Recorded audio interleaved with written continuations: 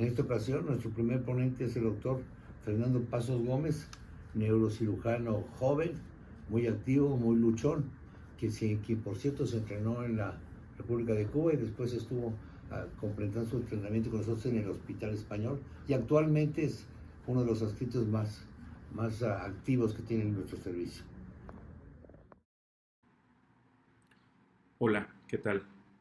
Agradezco mucho al doctor Rogelio Revuelta Gutiérrez la invitación para hablar de un tema que nos apasiona y que desgraciadamente ha tomado auge en los últimos años. Trauma en el ámbito mundial. Soy el doctor Fernando Pasos, neurocirujano. Trabajo en el servicio de neurocirugía del Hospital Español de la Ciudad de México y me gusta iniciar esta plática con una frase que describe bastante bien cómo nos encontramos actualmente. Un día yo salí muy arreglada, muy contenta y muy confiada a una fiesta. Y 6 meses después aún no he regresado a mi casa. Aquí sigo de hospital en hospital. Describe perfectamente la situación que vivimos actualmente con este tema. El trauma es una patología que existe desde principios de la humanidad. Actualmente se le conoce como epidemia silenciosa y vemos que ocasiona aproximadamente más de 5 millones de muertes por año.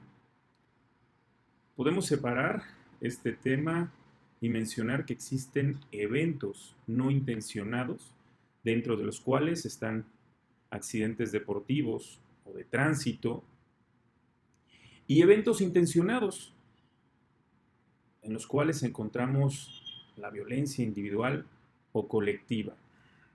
Es importante mencionar en esto último que la violencia ha cobrado millones de vidas en los últimos decenios y además de superar al trauma no intencionado, conlleva un daño psicológico y una conducta defensiva en las víctimas que llegan a volverse también hacedoras de violencia. Esto cierra el círculo de violencia en las sociedades que no la padecen. Actualmente escuchamos que hay conflicto bélico entre dos países que generalmente se mantenían en tensión y que en las últimas semanas se han declarado la guerra. Esto perpetúa así un flagelo y hace endémico este tema en países que desgraciadamente, culturalmente, involucran temas como religión. Los tipos y mecanismos de lesión han cambiado en relación al desarrollo tecnológico, principalmente transporte e industrias. Actualmente, debido a fenómenos socioeconómicos y culturales, el trauma ha escalado en países que no estaban en conflicto armado por situaciones como pobreza extrema, desempleo, corrupción gubernamental, pandillas, narcotráfico, entre otras. Existen en esas naciones algo que se conoce como una guerra interna no declarada. Nada de esto que menciono es excluyente de nuestros países. Desgraciadamente, cada vez más, culturalmente, cada vez más vamos en decremento y eso ocasiona que se presenten todas estas situaciones. En la historia, antes del entendimiento de la neuroanatomía, el trauma directo al cráneo fue una de las pocas urgencias neurológicas reconocidas. Algunas trepanaciones fueron realizadas como rituales mágicos y la violencia humana es un fenómeno universal. El ser humano va de una estructura simple de nómada a recolector a poseedor de propiedades. Ha llevado al cerebro humano a realizar una peculiar combinación del instinto de supervivencia con el deseo constante de hacer daño de diferentes maneras, con tal de obtener un beneficio personal o grupal. En la era griega, 600 años antes de Cristo, Hipócrates ya mencionaba que el que pretenda ser cirujano debería ir a la guerra, porque él pensaba o intuía que además daba el temple suficiente para la formación del carácter de los médicos. También se mencionaba que debridar y dejar fluir el material purulento lleva a la sanación de las heridas. En el cristianismo, por ejemplo, la atención quirúrgica se limitaba a la limpieza de las heridas y la curación se alcanzaba con oraciones. Nada de esto suena descabellado si analizamos culturalmente esa época. En la era romana, Claudio Galeno también trabajó en la escuela de los gladiadores, describe las heridas como ventanas del cuerpo. Hace también anotaciones en sus escrituras de anatomía, menciona acueducto cerebral, nervios craneales y sus funciones, así como miotomas. Hace una clasificación de las fracturas craneales. En la clasificación menciona fisura con daño cerebral, contusión ósea sin fractura, fracturas de la tabla interna con depresión de la tabla externa, impresión de la tabla externa sin daño a la tabla interna y fracturas en otro sitio al trauma directo. Heliodoro hace ilustraciones de la técnica, ya empieza a manejar posicionamiento y preparación del paciente, y Pablo clasifica las fracturas de cráneo y da consejos para el uso de la trefina. En Alejandría, Aurelios, en su libro de Re Medicina, que por cierto duró perdido hasta el año 1443, cuando fue descubierto por el Papa Nicolás V, ya mencionaba patologías importantes como son hematoma epidural, craniotomías, hidrocefalia, neuralgia facial y fracturas cervicales. Niels y Jenny, en 1950, ya empezaban a manejar algo de monitoreo continuo de las ondas de presión del líquido cefalorraquídeo dentro de los ventrículos. Sir Godfrey, que era un ingeniero eléctrico inglés, creó y desarrolló la tomografía computada y se empezó a hablar ya del neurotrauma. Y Adams, neuropatólogo en la Universidad de Glasgow, empieza a hacer publicaciones sobre la patología y el daño cerebral, principalmente a nivel de sustancia blanca. Actualmente, el trauma ha sido uno de los más grandes y complejos problemas al que el ser humano se ha tenido que enfrentar. La multicausalidad de esta enfermedad ha sido motivo para que aún no se tenga el control del mismo. Hoy día, la hemorragia sigue siendo la principal causa de muerte en el paciente traumatizado. Ayer, estas lesiones se atendían en situaciones de guerra. Hoy se enfrentan provenientes de las calles, a veces afuera de las casas, en la escuela, hemos sabido por noticias, eventos, en las escuelas con armas de fuego, en el propio centro de trabajo, en banco o simplemente en un paseo. La agresividad despierta en un individuo un deseo imperioso de hacer daño a terceros o a sí mismo, física o psicológicamente. Se desencadena por una amenaza real o aparente. Los accidentes de tránsito son la principal causa de muerte en grupos de edades entre 15 y 29 años de edad. Esto nos pone en alerta porque es un grupo de edad vulnerable al cual hay que tomar ciertos cuidados, principalmente para evitar que pase, pero volvemos a repetir como lo hemos venido diciendo en la plática. Esto es a nivel mundial. En Estados Unidos, 50 millones de personas sufrirán algún traumatismo cada año.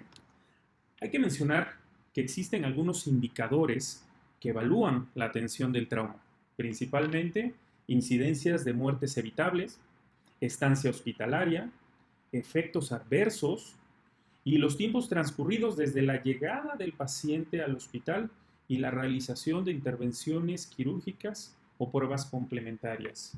Y por último, que no es menos importante, la calidad de vida tras el alta hospitalaria. 700,000 fallecen antes de recibir atención médica, 500,000 se hospitalizan, aproximadamente 150,000 personas quedan con algún tipo de lesión neurológica severa, 2,000 viven en estado vegetativo persistente y aproximadamente cerca de 5,000 sobrevivientes desarrollan epilepsia por año. Estos datos son claros y nos evidencian la problemática que genera en un país como Estados Unidos desde el punto de vista social y económico. El trauma cráneoencefálico representa la mayor causa de muerte y discapacidad. Se considera que cada 7 segundos ocurre un trauma cráneoencefálico y cada 5 minutos ocurre una defunción en población joven. Por cada muerte se producen 2 casos de secuelas importantes. Hay que mencionar que a veces no es el hecho del evento, sino lo que conlleva el evento, porque vemos en varios hospitales en los cuales trabajamos que muchas veces el problema, y sobre todo para nivel familiar, llega a ser la evolución, las secuelas. Generalmente por edades de 0 a 4, de 15 a 24 y mayores de 75 son los más afectados. Y ya empezamos a involucrar pacientes de la tercera edad que tiene que ver con cuidados especiales o diferentes. Generalmente los que tienen arriba de 75 años tienen mayor riesgo de hospitalización y por ende de muerte. El trauma es la principal causa de muerte en la población menores de 40 años. Y aquí es importante mencionar causas. Principalmente accidentes automovilísticos. Sabemos que es una edad de trabajo donde generalmente sufren riesgos, sobre todo, ¿por qué? Porque hay que trasladarnos. Existen un porcentaje menor que son caídas, accidentes de trabajo, accidentes recreativos y algo que desgraciadamente empieza a tomar mayor auge y empiezan a subir el porcentaje que son las heridas por armas de fuego. Esta patología tiene un impacto importante económico. Por eso, en Estados Unidos, en el 2000, se hizo una evaluación costo y se encontró que 9.2 mil millones de dólares en costos médicos, es decir, atención médica hospitalaria, y 5.2 millones de dólares en pérdidas de productividad. ¿Por qué? Porque son pacientes que pasan mucho tiempo hospitalizado y eso conlleva a que en su trabajo faltan y posteriormente algunos no se llegan a incorporar. En algunos países existe el riesgo por año. Estados Unidos, 200 casos por 100,000 habitantes. Reino Unido, 300 por 100,000 habitantes. España, hay una disminución a 150 por 100,000 habitantes. Y en Argentina, 322 por 100,000 habitantes. La relación hombre-mujer es un poco variable y eso obviamente tiene que ver en dependencia de que el hombre es el que generalmente trabaja o está en mayor riesgo. Y esto varía entre 1.4 y 3 a 1, aunque actualmente la mujer ya representa un porcentaje importante de la población activa en el trabajo y eso conlleva a que los riesgos también aumenten. Y no solo en el ámbito laboral, sino también en el ámbito deportivo, recreativo. Las mujeres toman mayor riesgo, sobre todo en actividades que anteriormente o años atrás no realizaban. Cuando hablamos de mortalidad, podemos situar entre el 20 y 30% al trauma cráneoencefálico moderado y grave. 50% ocurre poco después del accidente, el 30% en las 2 primeras horas y el 20% en días o semanas después. La mortalidad puede disminuirse en un 20% si se hace el diagnóstico y tratamiento rápido de las lesiones.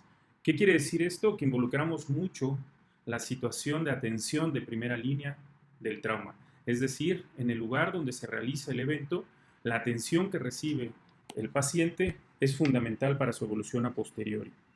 Podemos hablar que los tiempos descritos entre la atención en el sitio del evento y el traslado al hospital, menos de 10 minutos en traslado directo y de 20 a 37 minutos en un traslado en ambulancia.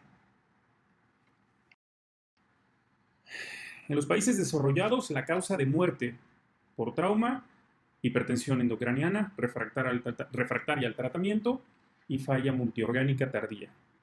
En los países no desarrollados, las lesiones asociadas que provocan hemorragia e hipoxia son la causa principal de muerte. Es importante recordar que no todos los hospitales cuentan con los medios para atender esta patología. En nuestra misma ciudad tenemos hospitales que por excelencia manejan trauma, pero existen clínicas en la periferia que no lo hacen así y eso obviamente dificulta el manejo y la evolución de dicha patología. Podemos hablar que el trauma craneoencefálico a corto plazo corresponde a la cuarta parte de las lesiones por colisiones en la vía pública a nivel mundial. Cuando analizamos los mecanismos de lesión y las lesiones asociadas potenciales, entramos ya un poco a describir cómo fue el accidente. Es decir, si los accidentes de tráfico fueron un impacto frontal, generalmente hablamos de lesiones faciales y lesiones de extremidades inferiores, así como lesiones de grandes vasos. Si el evento es por la parte posterior, característico, descripción de hiperextensión de columna con fracturas vertebrales y el síndrome medular. Cuando existe un despliegue de las bolsas de aire, pues generalmente hay afección de extremidades superiores, tejidos blandos y lesiones en extremidades inferiores. Cuando el peatón recibe el impacto del automóvil, cuando es a baja velocidad, hablamos de lesiones en tibia y peroné y en rodilla. Pero si es de alta velocidad, las mismas, peroné, fémur y lesiones en cavidades, tronco y abdomen, así como craneofaciales.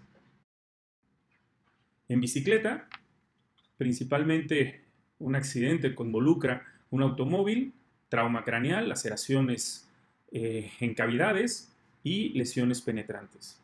Y cuando existen caídas, depende del tipo de impacto, vertical o horizontal, las lesiones pueden ser múltiples.